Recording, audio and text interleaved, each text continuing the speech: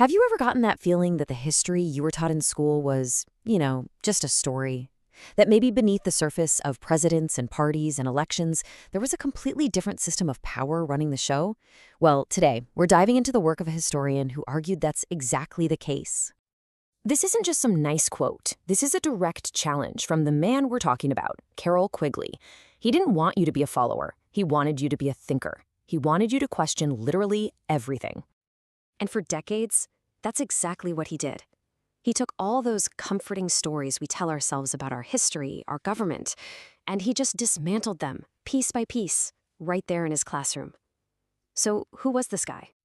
Okay, before we get into his, let's be honest, pretty explosive ideas, it is absolutely crucial to understand that Quigley was no fringe conspiracy theorist, not even close. He was a pillar of the academic world, and that's what makes his conclusions so startling.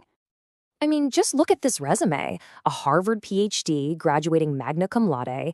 He held teaching posts at Princeton and Harvard before spending 35 years at Georgetown's prestigious School of Foreign Service. The students loved him. He won their teaching award 4 years in a row. And for decades, Georgetown alumni consistently said he was the single most influential professor they ever had. This man was the real deal. And he wasn't some dry, boring lecturer either. His required course on the development of civilization, and that's the key word, required, consistently packed in over 300 students. They came for his intense, dynamic style and his demand that they actually think analytically, not just memorize dates. He was a genuine intellectual force. All right, so we've established he's a brilliant mind. Now let's see what happens when that mind applies its analytical method to the one thing we all think we understand, American democracy. And let me tell you, his conclusions might just surprise you. For Quigley, everything started with a very, very precise definition of democracy. He argued it's not just about the majority getting its way. Nope. For him, the most essential part, the thing that makes a democracy real, is the protection of minority rights. In this slide right here makes the point crystal clear. In a true democracy, a minority group has the right, freedom of speech, assembly, to work within the system and maybe one day become the majority. A despotism, on the other hand, might actually have majority support. Quigley's go-to example was Hitler, who won plebiscites with over 90% of the vote. But that system crushes any minority that could possibly challenge its power.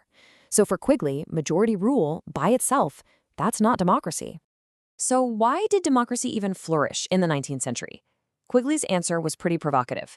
He said it was all about weapons. When weapons are cheap and easy for anyone to use, what he called amateur weapons, no small group can really dominate the majority.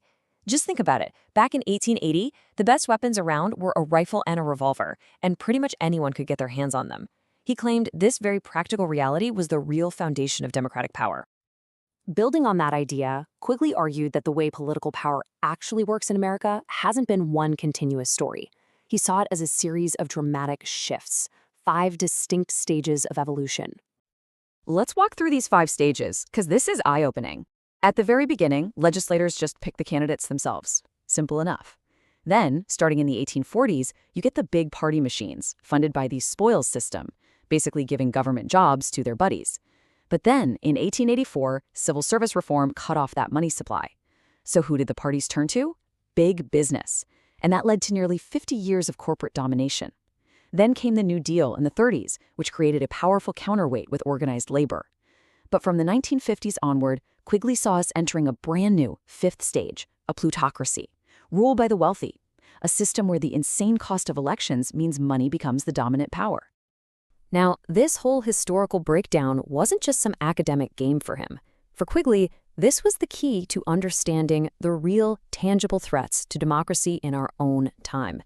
He wasn't trying to be an optimist. He was a diagnostician, and his diagnosis was unflinching. He basically pointed to 4 massive threats. First, the one we just talked about, the overwhelming power of money, turning our elections into auctions. Second, the rise of what he called fictitious persons, corporations that get all the rights of a person but with none of the limits, like, mortality. Third, a presidency that he saw as dangerously powerful because it combines 4 different jobs into one office. And finally, a mass culture that pushes for uniformity, when he believed a real democracy needs diversity and excellence to survive. So all of these ideas, this whole sweeping analytical view of history, this was all part of a much bigger project.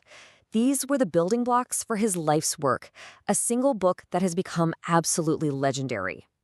That book was Tragedy and Hope.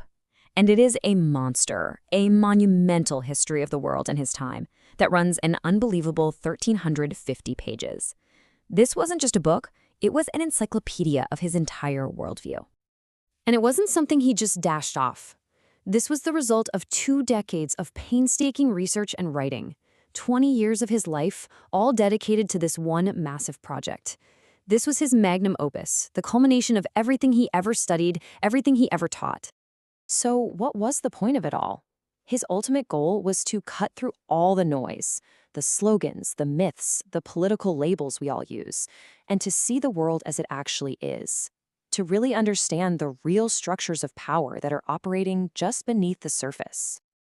And that brings us right back to his original challenge to all of us. Quigley's work forces us to ask a really tough question.